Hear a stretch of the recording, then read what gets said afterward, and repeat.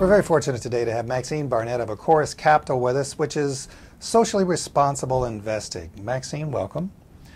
Tell us about Acorus Capital and what socially responsible investing means.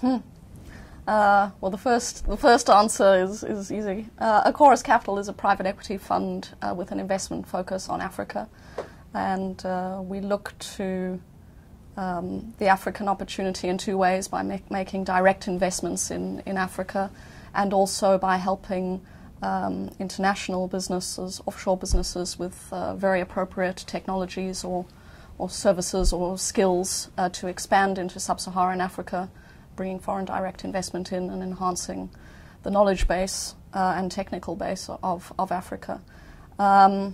Socially responsible investing is a very broad question, and one that I'm always trying to continuously define in my own mind and haven't quite found an answer to.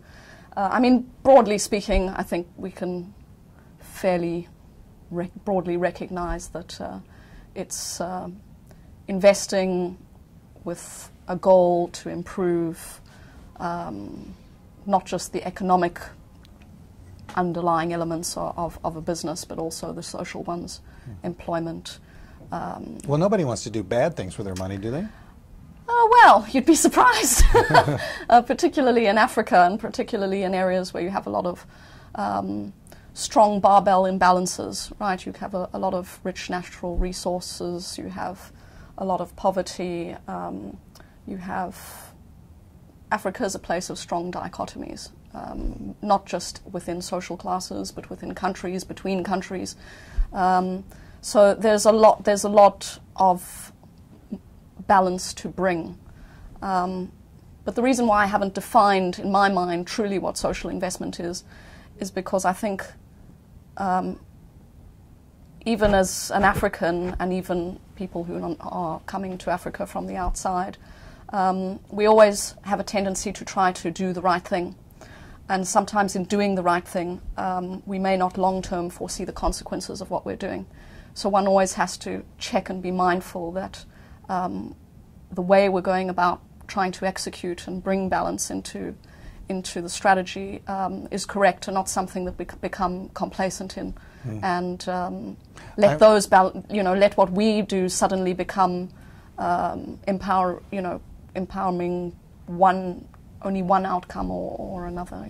I'm hearing something really specific in that answer, and I'm thinking that you're wanting to say something about some of the specific examples I know that you work in Africa, as much as you can. So what are some of the things that you do in Africa? Well, we're predominantly focused on agribusiness, not so much the production, but looking at the supply chain and how we can really bring more efficiency, economic productivity, and social productivity to the supply chain of agribusiness. That goes right from the beginning, from post-harvest techniques and technologies that you can employ to enhance the supply chain and shelf life of products, all the way to right to the top of that chain, in terms of retail and hotel and things like that. We also look at information and communications technologies, and I say that because technologies in the sense on how to make information and communications more robust and more accessible to be used in education, for example. And we also look at healthcare, how can we bring the best types of technologies or businesses who have really mastered the low-cost model in healthcare. Usually that's using smart technologies to expand and really entrench themselves, not just in major capitals, but across country. Now, in Africa, that's in impact countries that are not as developed as other countries for the most part. Well, right? Sure. I mean, even some of the more sophisticated economies of Africa, like South Africa, have their own internal dynamics where of course, South Africa as a whole is better off than South Sudan, for example. But even within South Africa, there are a lot of deficiencies that still need to be addressed. So we try to look at, we don't only pick, a country. We kind of pick an idea and say, right, we're going to start with it in this country. For example, we might start with it in Ghana, but then this is highly replicatable elsewhere, and then start to roll that out progressively into other countries. And actually, pretty much all the businesses that we work with, whether they're African or from outside of Africa, actually want to consider a broadly African expansion strategy, not just in one particular country. So while they're considering a broad expansion into other countries in Africa, are the countries different in Africa, or? Oh, of course. I mean, and even within a country, you could have diverse ethnic regions. I mean, that's one of the challenges of executing business in Africa. It's not just about the opportunity. There are millions of opportunities, and it's not just about going into a country and sort of arriving. It's about sustained presence, and that's a sustained presence is a challenge. It could be a challenge on the political side, although fortunately that's becoming progressively less of a problem, but still is a problem. Consistency of government and policies. It could be a problem of, ethnic tensions. It could be a problem of lack of interregional cooperation. You have quasi East African, West African, and Southern African business communities, but they're quite a spaghetti bowl of different alliances and organizations, so not as efficient as, the EU or the US, How do you master all that then? Oh, tenacity, I suppose. You've got to believe in what you're doing, and you've got to keep clearing the hurdles, because there are always hurdles to clear. And where are you based? Well, I'm actually based in Hong Kong, but I'm from South Africa originally, and we hope to set up our first Africa office within the next year to 18 months from now, which will either be, I think, in Accra or Nairobi. So and Acorus Capital itself works in Africa and in Asia right now. Yes, so because I sort of am in Hong Kong at the moment, and Asia is in two places, I suppose. One is it has grown in a large amount of wealth over the last 15, 20 years, and businesses as well as organizations are looking to deploy that. Some have tried to do that themselves and might not have gone about it in the best way, sometimes intentionally and sometimes maybe not. So essentially we're there to help guide them if they want to partner with us to really approach Africa in a socially responsible way and professional way. That's an interesting business approach. Why not just make as much money as you can, as fast as you can, and get out? Why have this long-term approach?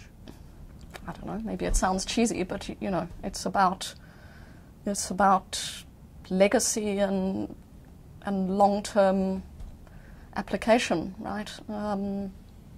I guess that comes from the fact that I'm an African and I grew up there, and I see how things are changing. And I was at a lunch just the other day where somebody gave a talk and said, it's the under 45s of Africa who, and particularly those who were educated abroad and who are now coming back because they really do see the opportunity, and they're angry. I wouldn't have used the word angry, but I would say it's definitely frustrated.